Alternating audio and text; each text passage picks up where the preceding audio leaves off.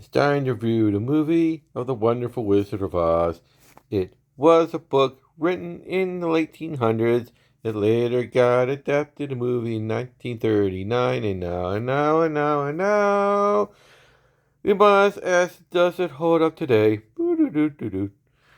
Okay, hashtag wow, hashtag now, we're in our wicked costumes, you see here. And today we're going to ask the question.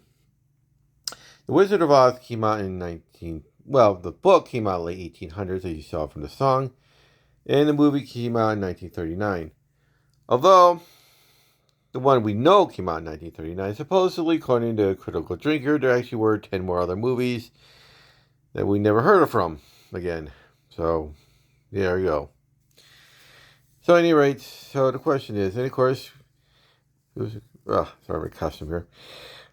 The Spirit of Wicked that came out was based on The Wizard of Oz, because of copyright issues, so it can use certain things. After I watched Wicked, watch The Wizard of Oz to see if it felt anything different. Mostly I felt that we did feel something a little different more with the Scarecrow, as you see here. Scarecrow, there we go. You've watched Scarecrow from Wicked. The guy actually does have a charisma, playful personality. Yeah, when you saw the Scarecrow, he actually does have a playful personality. Yeah, when you first meet Dorothy for the first time, Dorothy asked, "Did you talk?" And the Scarecrow shook his head no, and then shook his head yes.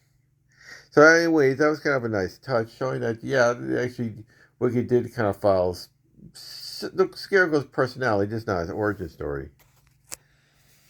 As for everything else, I felt the characters weren't quite the same from the Wicked movie. But anyway, we're not talking about Wicked right now. We already talked about that several times. We're talking about The Wizard of Oz. As we all know here, she originally was supposed to play a 7-year-old, and it wasn't going to be a 7-year-old actress. But Judy Garland, although definitely did a great job, it was more a teenager. Again, it still worked out. Again, I guess she's from Kansas. I guess she'd be more mature, being a farm girl and all.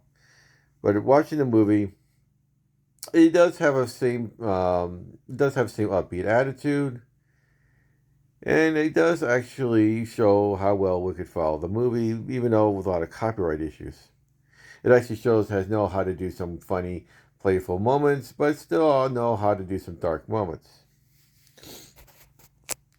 Yeah, I can definitely picture something like Jeff Goldblum playing, he's a wizard, but not here. As well as a lot of life stories about making friends along the way in life, and also leaving friends along the way in life. But I think the way it comes down to it is just the moral of the story. Judy Garland did a better job explaining this, saying stuff like, as she's put it,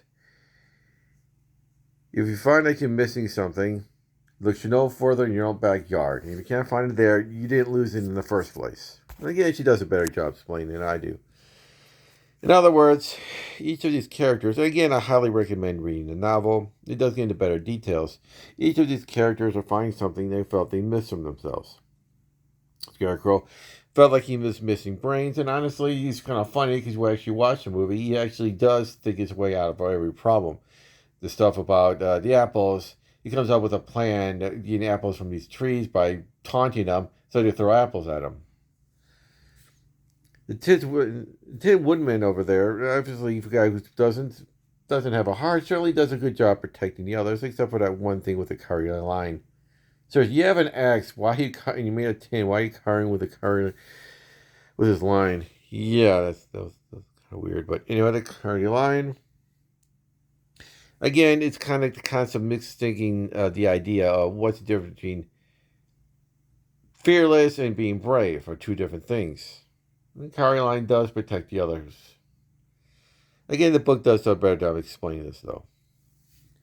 But in the end, you have to say goodbye, like all friendships do, and go back to home, and we're questioning whether or not this was a dream or another part of the world or an alternate dimension.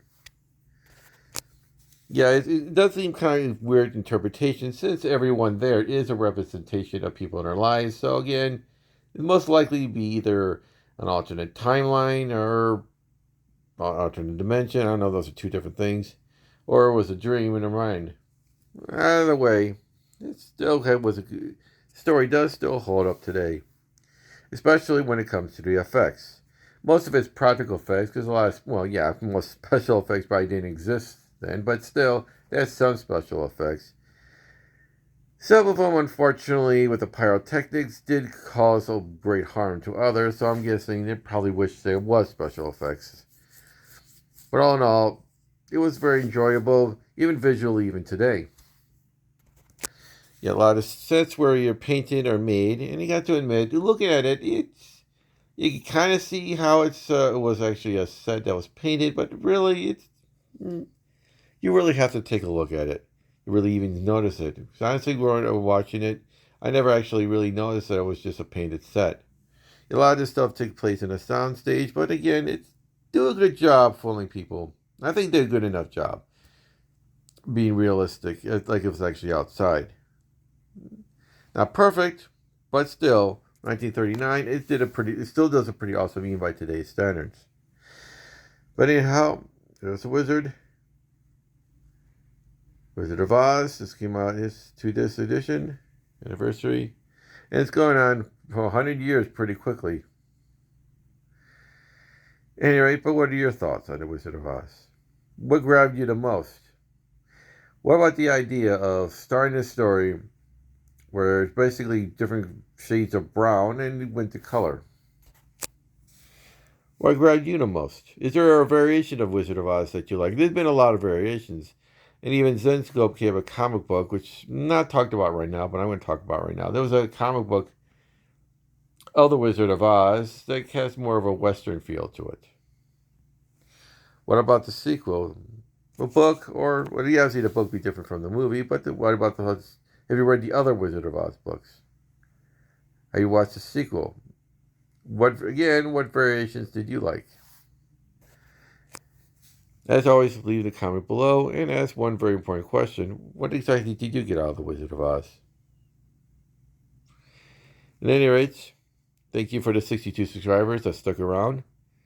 And as always, let's get to 1,000 subscribers so we can do more content like this and help your day sucks a little less.